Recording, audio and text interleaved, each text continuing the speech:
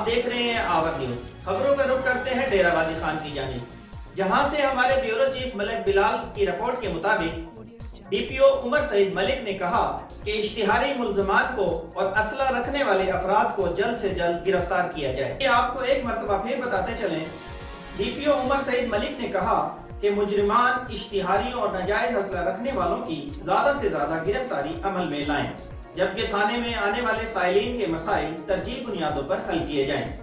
Police line شہدائے hall میں crime meeting کا انعقاد کیا گیا۔ میٹنگ میں D S Ps, S H Os اور انچارج ہائی برانچز نے شرکت کی۔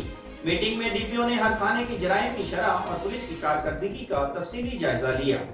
ڈی پی او نے دوران میٹنگ جملہ ایس ایچ اوز کو سختی سے ہدایات کی کہ تمام ذرائع بروئے کار لاتے ہوئے سنگین مقدمات میں مطلوب مجرمان، اشتہاریوں، ملزمان کی گرفتاری کو یقینی بنایا جائے اور جلد از جلد زیر تفتیش مقدمات کو حقائق کی روشنی پر یکسو کیا جائے۔ انہوں نے تمام تفتیشی افسران کو ہدایت کی کہ اپنے اپنے علاقے میں سود خوروں اور منشیات فروشوں کے خلاف زیادہ سے زیادہ کارروائی کریں، جبکہ مظلوم کی داد رسی کو یقینی بنائیں اور بلا وجہ لوگوں کو تنگ نہ کریں۔ مقدمے میں مطلوب اصل ملزمان کی گرفتاری یقینی بنائی جائے۔